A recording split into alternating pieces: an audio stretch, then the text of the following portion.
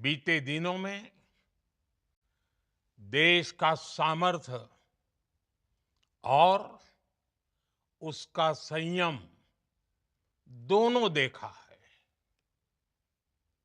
मैं सबसे पहले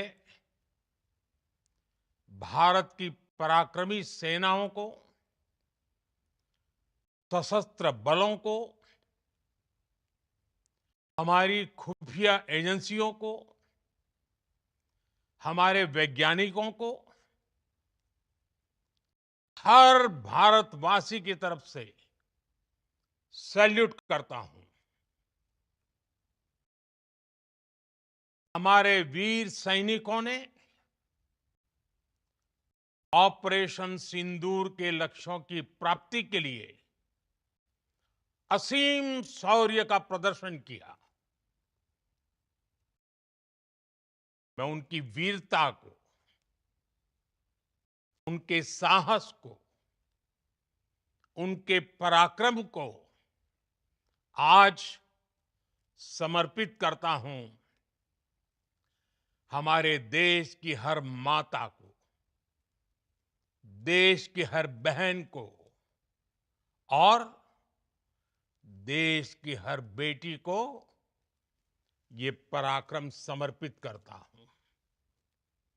साथियों, 22 अप्रैल को पहलगाम में आतंकवादियों ने जो बर्बरता दिखाई थी, उसने देश और दुनिया को झकझोर दिया था। छुट्टियां मना रहे निर्दोष मासूम नागरिकों को धर्म पूछकर उनके परिवार के सामने, उनके बच्चों के सामने बेरहमी से मार डालना, यह आतंक का बहुत बीभत्स चेहरा था, क्रूरता थी। ये देश के सद्भाव को तोड़ने की घिनौनी कोशिश भी थी। मेरे लिए व्यक्तिगत रूप से ये पीड़ा बहुत बड़ी थी। इस आतंकी हमले के बाद सारा राष्ट्र, हर नागरिक, हर समाज, हर वर्ग, हर राजनीतिक दल एक स्वर में आतंक के खिलाफ कड़ी कार्रवाई के लिए उठ खड़ा हुआ। हमने आतंकवादियों को मिट्टी में मिलाने के लिए भारत की सेनाओं को पूरी छूट दे दी और आज हर आतंकी, आतंक का हर संगठन जान चुका है कि हमारी बहनों बेटियों के माथे से सिंदूर हटाने का अंजाम क्या होता है। साथियों, ऑपरेशन सिंदूर ये सिर्फ नाम नहीं है, ये देश के कोटि कोटि लोगों की भावनाओं का प्रतिबिंब है। ऑपरेशन सिंदूर न्याय की अखंड प्रतिज्ञा है।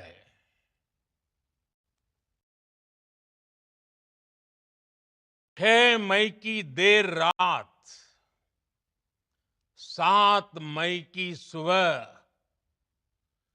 पूरी दुनिया ने इस प्रतिज्ञा को परिणाम में बदलते देखा है।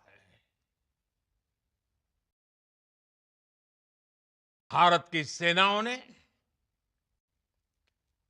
पाकिस्तान में आतंक के ठिकानों पर उनके ट्रेनिंग सेंटर्स पर सटीक प्रहार किया। आतंकियों ने सपने में भी नहीं सोचा था कि भारत इतना बड़ा फैसला ले सकता है। लेकिन जब देश एकजुट होता है, नेशन फर्स्ट की भावना से भरा होता है, राष्ट्र सर्वोपरि होता है, तो फौलादी फैसले लिए जाते हैं, परिणाम लाकर दिखाए जाते हैं। जब पाकिस्तान में आतंक के अड्डों पर भारत की मिसाइलों ने हमला बोला, भारत के ड्रोन्स ने हमला बोला,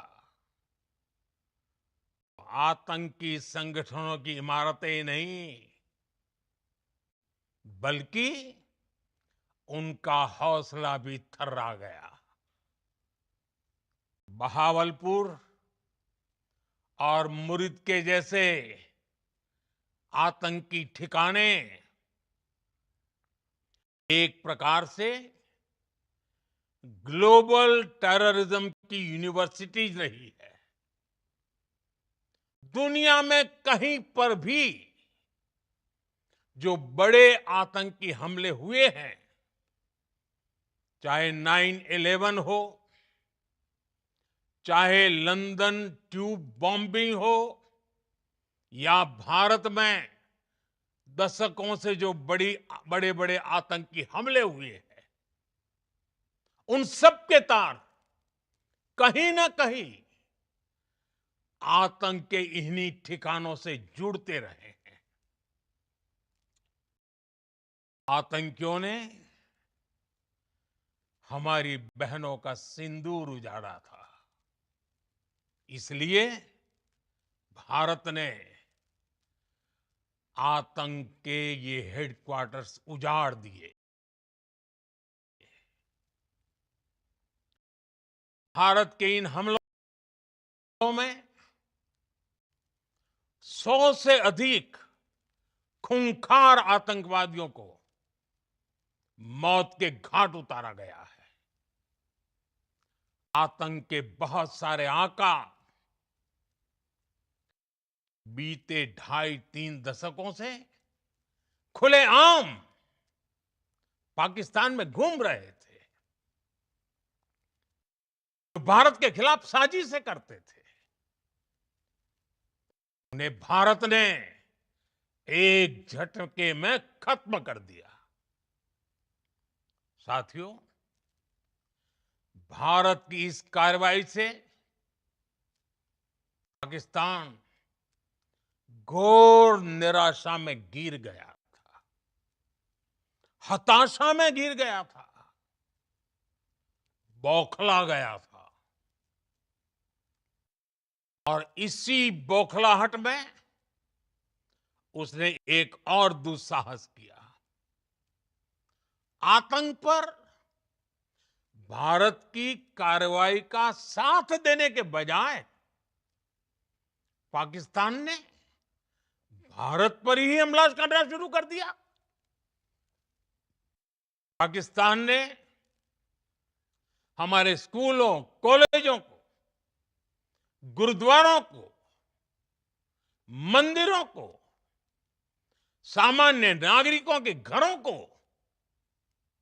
निशाना बनाया। पाकिस्तान ने हमारे सैन्य ठिकानों को निशाना बनाया। लेकिन इसमें भी पाकिस्तान खुद बेनकाब हो गया। दुनिया ने देखा कि कैसे पाकिस्तान के ड्रोन्स, पाकिस्तान की मिसाइलें भारत के सामने तिनके की तरह बिखर गई। भारत के सशक्त एयर डिफेंस सिस्टम ने उन्हें आसमान में ही नष्ट कर दिया। पाकिस्तान की तैयारी सीमा पर वार की थी, लेकिन भारत ने पाकिस्तान के सीने पर वार कर दिया। भारत के ड्रोन्स, भारत की मिसाइलों ने सटीकता के साथ हमला किया। पाकिस्तानी वायुसेना के उन एयरबेस को नुकसान पहुंचाया, जिस पर पाकिस्तान को बहुत घमंड था। भारत ने पहले 3 दिनों में ही पाकिस्तान को इतना तबाह कर दिया, जिसका उसे अंदाजा भी नहीं था। इसलिए भारत की आक्रामक कार्रवाई के बाद पाकिस्तान बचने के रास्ते खोजने लगा। पाकिस्तान दुनिया भर में तनाव कम करने के लिए गुहार लगा रहा था, और बुरी तरह पीटने के बाद इसी मजबूरी में 10 मई की दोपहर को पाकिस्तानी सेना ने हमारे डीजीएमओ को संपर्क किया। तब तक हम आतंकवाद के इंफ्रास्ट्रक्चर को बड़े पैमाने पर तबाह कर चुके थे। आतंकियों को मौत के घाट उतार दिया गया था। पाकिस्तान के सीने में बसाए गए आतंक के अड्डों को हमने खंडहर बना दिया था। इसलिए जब पाकिस्तान की तरफ से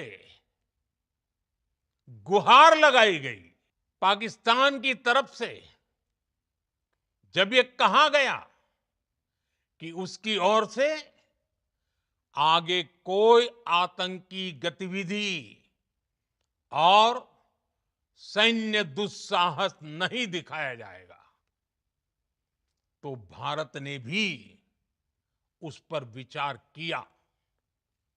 और मैं फिर दोहरा रहा हूं,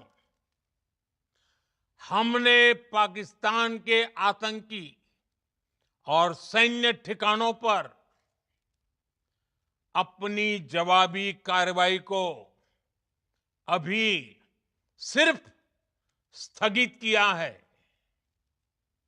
आने वाले दिनों में हम पाकिस्तान के हर कदम को इस कसौटी पर मापेंगे कि वो क्या रवैया अपनाता है। साथियों, भारत की तीनों सेनाएं, हमारी एयरफोर्स, हमारी आर्मी और हमारी नेवी, हमारी border security force BSF, Bharat के अर्धसैनिक बल लगातार अलर्ट पर है। सर्जिकल स्ट्राइक और एयर स्ट्राइक के बाद अब ऑपरेशन सिंदूर आतंक के खिलाफ भारत की नीति है। ऑपरेशन सिंदूर ने आतंक के खिलाफ लड़ाई में एक नई लकीर खींच दी है, एक नया पैमाना, न्यू नॉर्मल तय कर दिया है। पहला, भारत पर आतंकी हमला हुआ तो मुंह तोड़ जवाब दिया जाएगा। हम अपने तरीके से, अपनी शर्तों पर जवाब देकर रहेंगे। हर उस जगह जाकर कठोर कार्रवाई करेंगे जहां से आतंक की जड़ें निकलती हैं। दूसरा, कोई भी न्यूक्लियर ब्लैकमेल भारत नहीं सहेगा। न्यूक्लियर ब्लैकमेल की आड़ में पनप रहे आतंकी ठिकानों पर भारत सटीक और निर्णायक प्रहार करेगा। तीसरा, हम आतंक की सरपरस्त सरकार और आतंक के आकाओं को अलग अलग नहीं देखेंगे। ऑपरेशन सिंदूर के दौरान दुनिया ने पाकिस्तान का वो घिनौना सच फिर देखा है। मारे गए आतंकियों को विदाई देने पाकिस्तानी सेना के बड़े बड़े अफसर उमड़ पड़े। स्टेट स्पॉन्सर्ड टेररिज्म का ये बहुत बड़ा सबूत है। हम भारत और अपने नागरिकों को किसी भी खतरे से बचाने के लिए लगातार निर्णायक कदम उठाते रहेंगे। साथियों, युद्ध के मैदान पर हमने हर बार पाकिस्तान को धूल चटाई है और इस बार ऑपरेशन सिंदूर ने नया आयाम जोड़ा है। हमने रेगिस्तानों और पहाड़ों में अपनी क्षमता का शानदार प्रदर्शन किया और साथ ही न्यू एज वॉरफेयर में भी अपनी श्रेष्ठता सिद्ध की। इस ऑपरेशन के दौरान हमारे मेड इन इंडिया हथियारों की प्रामाणिकता सिद्ध हुई। दुनिया देख रही है 21वीं सदी के वॉरफेयर में made in India defence equipments, इसका समय आ चुका है। साथियों, हर प्रकार के आतंकवाद के खिलाफ